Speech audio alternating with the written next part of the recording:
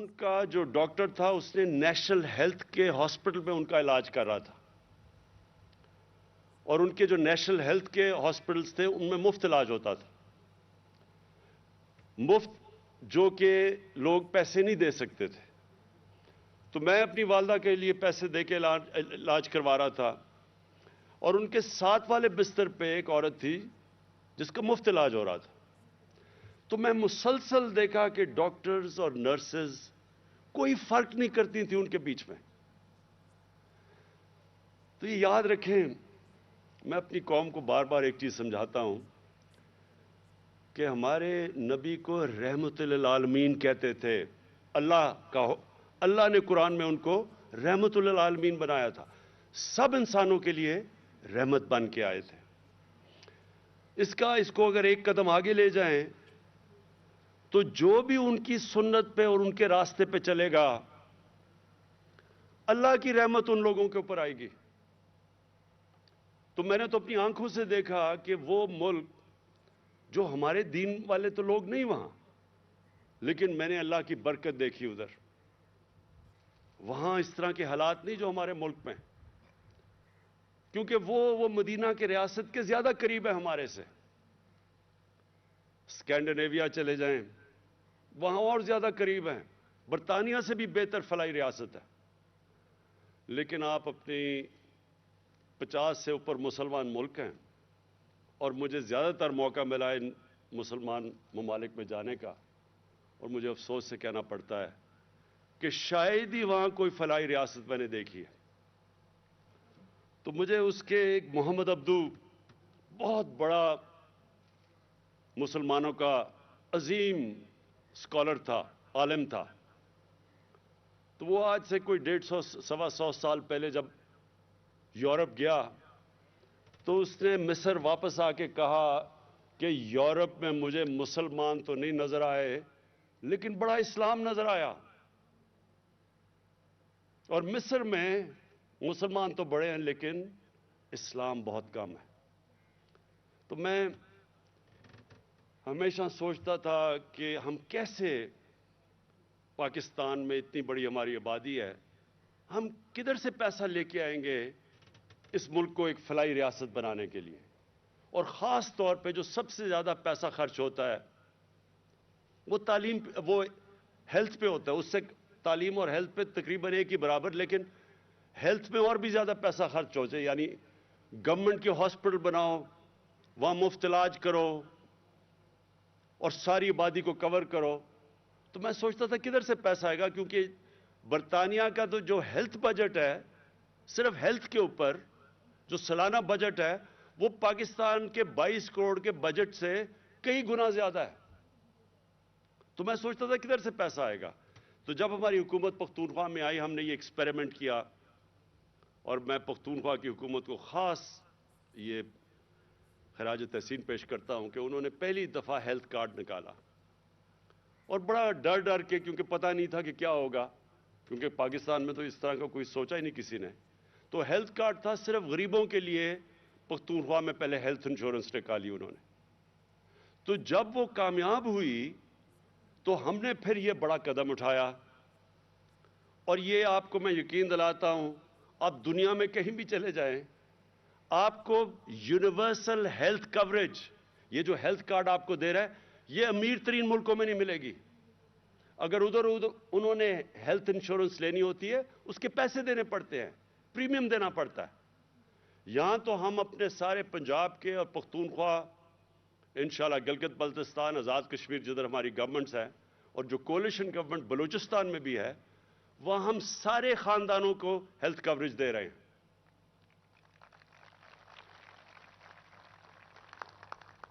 تو یہ میں ذرا آپ کو دوسری چیز بتاؤں کہ اس سے اب کیا ہوگا۔ ابھی ہمارا مسئلہ کیا ہے پاکستان میں؟ پہلے تو ہمارے پاس اتنا پیسہ ہی نہیں کہ اتنے زیادہ ہاسپٹل بنائیں جو ساری عوام تک ہم پہنچ سکیں۔ ہماری آبادی اتنی تیزی سے بڑھی ہے کہ وہ جتنی ہماری آبادی ہے اس کے لیے اگر ہم پورے ہاسپٹل بھی بنا دیں، اور پھر جو پیسہ ہاسپٹل کو چلانا، وہ ہم کر ہی نہیں سکتے پورا۔ ہمارے پاس کبھی بھی اتنا پیسہ نہیں آئے گا کہ ہم ہاسپٹل بھی بنائیں ہم پھر وہاں دوائیں بھی دیں, ڈاکٹرز کی بھی فیس دیں, نرسز بھی دیں, جو پیرامیڈیکل سٹاف ہے اس کے لیے بھی تنخواہیں دیں. ہمارے پاس پیسہ آ ہی نہیں سکتا, اگلے 5 سال میں تو نہیں آ سکتا, اس کے بعد انشاءاللہ آ بھی سکتا ہے, جو پاکستان میں اللہ نے نعمتیں بخشی ہیں. تو تب میں نے یہ جو ہیلتھ کارڈ ہے, اب یہ ایک کئی چیزیں اللہ کی طرف سے انسان جب کوشش کر رہا ہوتا ہے تو اس کے اوپر سے مدد آتی ہے. تو اس سے اب کیا ہوگا؟ جو مسئلہ سب سے بڑا اس وقت ہمارے اکثریت عوام کو ہے کہ دیہاتوں کے اندر, چھوٹے شہروں میں, وہاں ہمارے جو ڈسٹرکٹ ہاسپٹلز ہیں, میں نے اتنی دفعہ دیکھا وہاں ڈاکٹرز ہی نہیں ہوتے. وہ بیچارے وہاں سے دور سے لوگ سارے ڈویژنل ہیڈ کوارٹرز کے ہاسپٹل میں آتے ہیں, اور وہاں اتنی زیادہ لوگ آ جاتے ہیں کہ وہاں ایک ایک بستر پہ 3 لوگوں کو سلانا پڑتا ہے. بچے آپ دیکھیں, چھوٹے بچوں کو وہاں 3 بچے ایک بستر پہ ہیں, اور کئی دفعہ انفیکشنز ہوئی ہوتی ہے اور وہ ایک ہی بستر پہ, کیونکہ جگہ ہی نہیں ہے ہسپتالوں میں.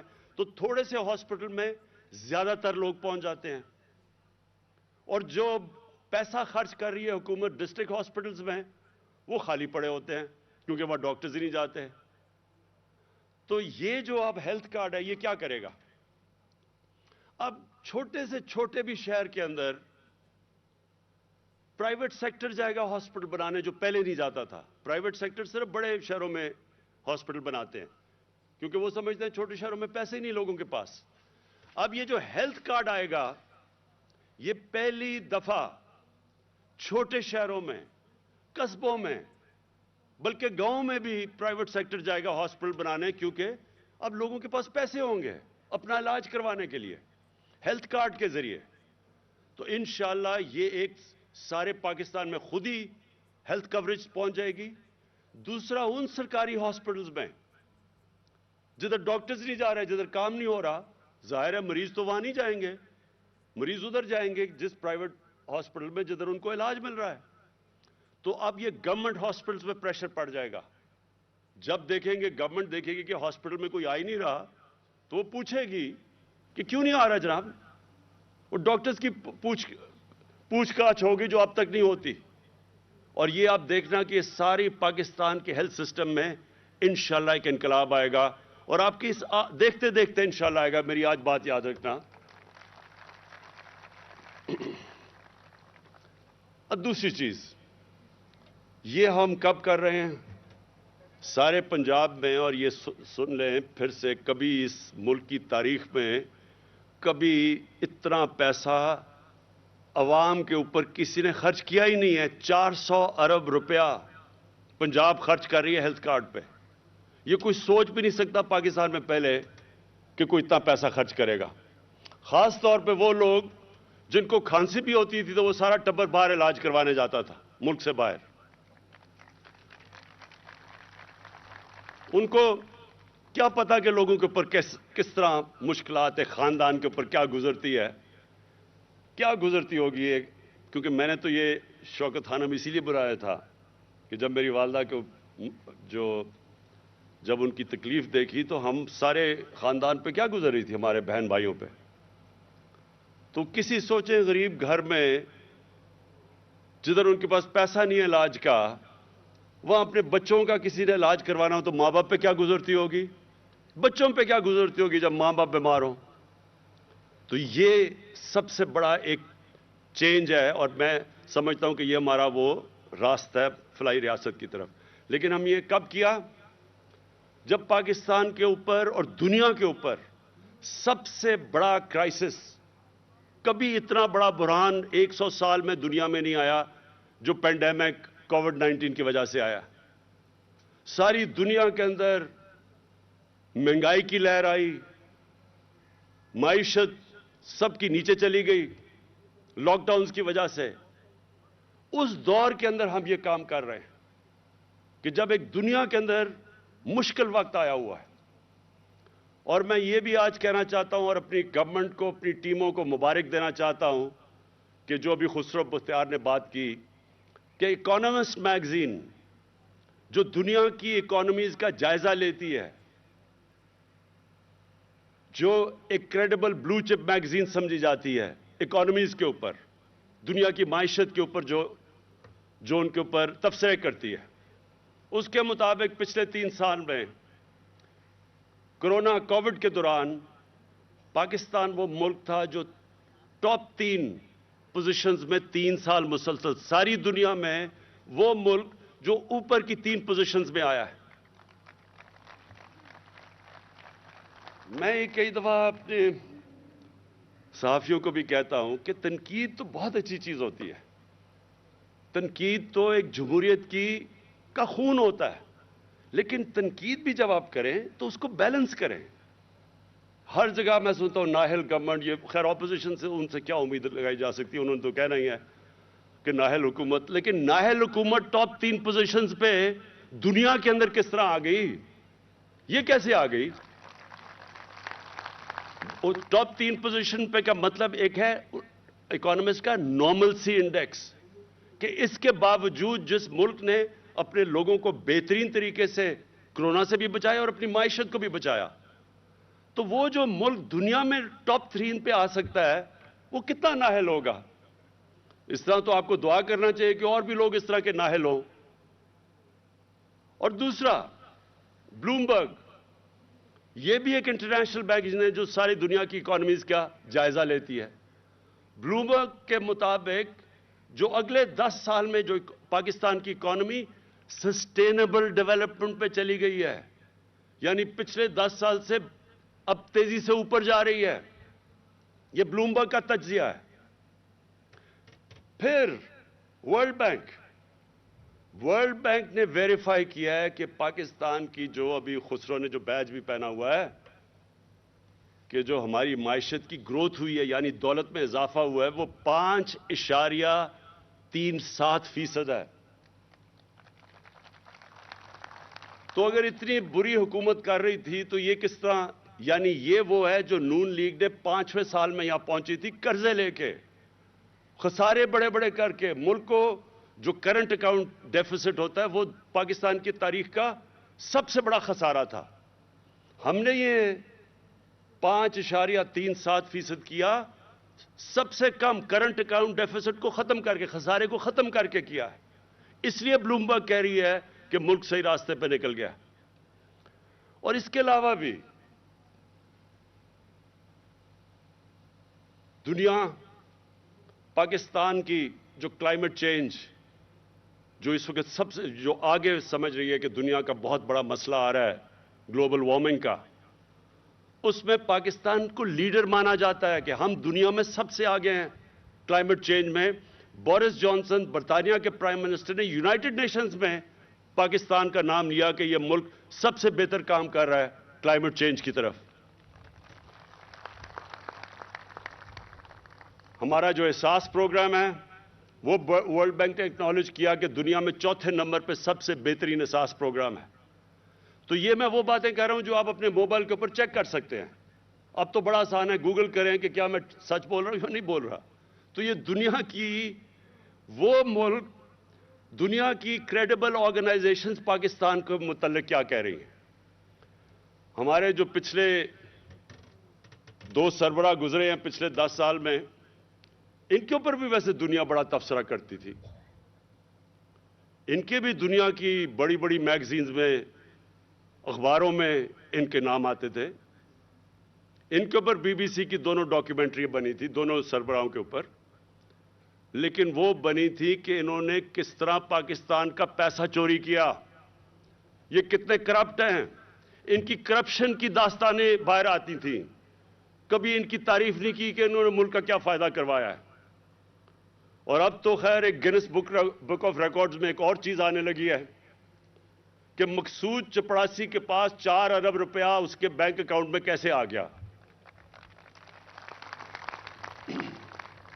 ये सारी दुनिया अब हैरान होगी कि 10,000 रुपया जो तनख्वाह लेता है आदमी, वो ये शहबाज शरीफ के बेटे की शुगर मिल के अंदर उसके बैंक अकाउंट में 4 अरब रुपया यानी कि 400 करोड़ रुपया कैसे पहुंच गया। जब आप इनकी तय में जाएंगे तो आपको पता चलेगा कि हमारा मुल्क क्यों नहीं उधर पहुंच सका जिधर इसको पहुंचना चाहिए था। अल्लाह ने इस मुल्क में हर किस्म की नेमत दी है, लेकिन अगर आप फैक्ट्री के ऊपर भी एक डाकू को बैठा देंगे, वो फैक्ट्री भी बैंकरप्ट हो जाएगी।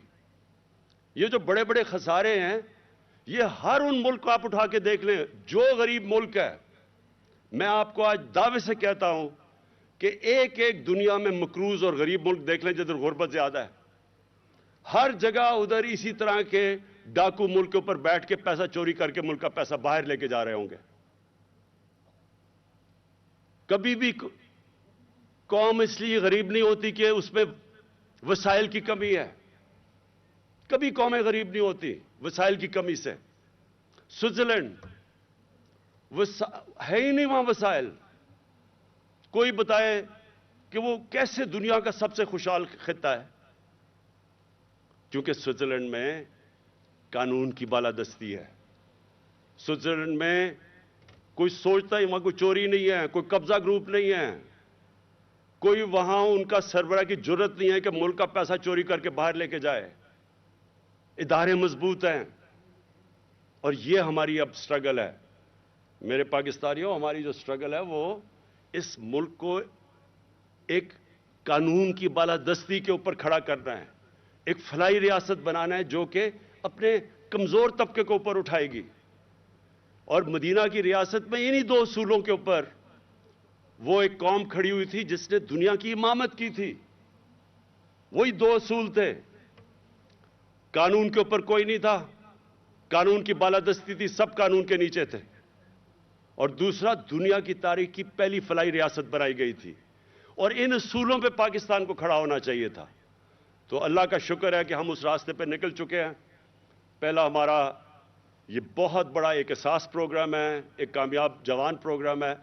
اور اب یہ جو ہیلتھ کارڈ ہے یہ سارا ایک پاکستان کو فلاحی ریاست کی طرف لے کے جا رہا ہے. اور دوسرا جو ہمارا مقابلہ یہ ڈاکوؤں کے ٹولے سے ہے، اور ان کا سب سے بڑا مسئلہ یہ ہے کہ قانون کے نیچے اپنے آپ کو نہیں لانا چاہتے. یہ چوری کریں تو جی ہمیں NRO دے دو، غریب بیچارہ چوری کرے تو وہ جیل میں. اور شاید اسی لیے ہمارے نبی صلی اللہ علیہ وسلم نے کہا تھا کہ تمہارے سے پہلے بڑی قوم تباہ ہوئی، جدھر بڑے ڈاکو چوری کرے تو آپ اس کو چھوڑ دیں اور NRO دے دیں، اور غریب چوری کرے تو اس کو جیل میں ڈالیں. جس طرح حضرت علی رضی اللہ تعالی نے کہا تھا کہ کفر کا نظام چل جائے گا، لیکن اس طرح کا ظلم اور ناانصافی کا نظام جدھر امیر عیاشی کرے چوری کر کے اور دوسرا بیچارہ صرف غریب جیلوں میں جائے، وہ نظام نہیں چل سکتا. اور آج اگر آپ نے دیکھنا ہے، کیونکہ مجھے موقع ملا ہے اس اپنی عمر میں ساری دنیا تقریباً پھرا ہوں، ہر غریب ملک کے اندر یہی ہمارے نبی صلی اللہ علیہ وسلم کا جو حدیث ہے وہ ہر غریب ملک میں یہ قابو آتی ہے. تباہی کا راز ہی یہ ہے کہ طاقتور ڈاکو جو مرضی کرے اور کمزور کو آپ جیلوں میں ڈال دیں. یہ ہے ہماری اصل سٹرگل، یہ ہے جدوجہد. اور اس پہ میں آپ سب کو کہہ دوں کہ پوری قوم مل کے لڑتی ہے اس سے. جب تک قوم نہیں مل کے لڑتی قانون کی بالادستی نہیں قائم ہوتی. میں جو مرضی کروں، اگر ہماری قوم بڑے بڑے ڈاکوؤں کو وہ نیب جا رہے ہیں تو ان کے اوپر پھول پھینکیں گے. آپ وہ ہمارا ایک بڑا ادارہ سپریم کورٹ بار ایسوسی ایشن عدالت میں جا کے کہے گی کہ جی دیکھیں ایک آدمی جو چوری کر کے ملک سے باہر بھاگا ہے، کنوکٹ ہوا ہے، جھوٹ بول کے باہر بھاگا ہے، وہ کہیں جی اس کو پھر سے موقع دینا چاہیے آگے پھر سے وہ میچ کھیلے. تو پھر چوری میں بری چیز کیا ہے؟ اگر آپ اس میں برائی نہیں آپ کو نظر آ رہی تو پھر چوری میں بری چیز کیا ہے؟ وہ بیچارے غریبوں کو جیلوں میں کیوں بند کیا ہوا ہے؟ ان کو تو کھولو سب سے پہلے. ان کے تو بیچارے ان کے جو بیوی بچے ہوں گے، آپ کو تو یہاں اگر بیچارہ ایک کمانے والا جیل میں چلا جائے تو پیچھے کیا ہوتا ہوگا؟ تو ان کو بیچاروں کو کیوں بند کیا؟ اگلی پٹیشن یہ کریں کہ جیل کھول دیں پاکستان میں، کہ صرف طاقتور کو ہی آپ نے چھوڑنا ہے، وہ جو مرضی کرے.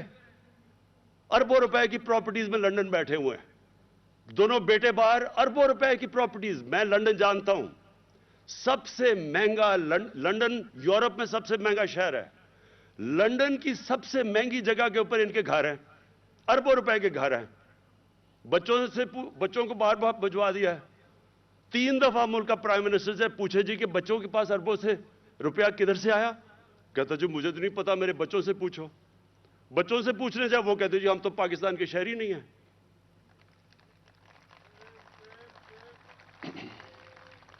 تو میرے باولپور کے شہریوں، میں آج بڑی مجھے خوشی سے آپ کے سامنے یہ ہیلتھ کارڈ لے کے آیا ہوں، اور میں یہ بھی آپ کو بتا دوں کہ انشاءاللہ جو ساؤتھ پنجاب کا ہم نے آپ سے وعدہ کیا تھا، یہ پہلی ہماری، باقیوں نے بھی آپ سے وعدہ کیا ہے، لیکن انشاءاللہ یہ حکومت وہ آپ کا وعدہ پورا کرے گی، اور وہ اس لیے کرے گی کہ میرا ایمان ہے کہ ساؤتھ پنجاب کے لوگوں سے ناانصافی ہوئی ہے، ان کو شیئر نہیں ملا، ان کا نہ نوکریوں میں شیئر ملا، نہ جو ان کا حق تھا کہ جو ان کے آبادی کے تحت جو ان کو شیئر ملنا چاہیے تھا بجٹ میں، نہ وہ ملا، اور انشاءاللہ یہ ناانصافی اب ختم ہوگی۔ ہم نے ابھی بھی چینجز کر دیے ہیں، جو ابھی بھی پیسہ آ رہا ہے اب ساؤتھ پنجاب پہ خرچ ہو رہا ہے وہ کبھی پہلے نہیں ہوا، اور انشاءاللہ یہ جو میں اگلی باری آپ سے جب ملاقات ہوگی، میں ساؤتھ پنجاب کا جو سیکریٹریٹ ہے اس کی اوپننگ کے لیے آؤں گا۔ شکریہ۔